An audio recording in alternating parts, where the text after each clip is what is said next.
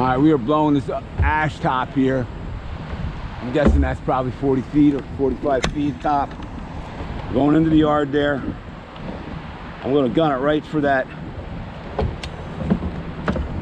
black barbecues.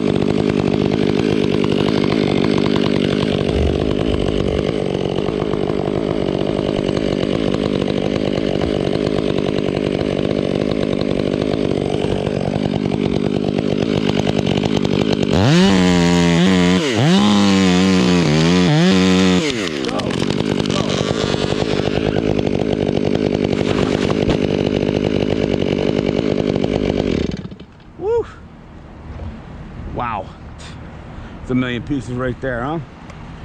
All right, let's notch a couple this way. Let's take a look at that hinge. All right, one of my secrets, guys, if you're worried about stuff barber chairing on you, and that back cut is in that back half, it's very, very unlikely to barber chair on you. So I deep notch when you can do it.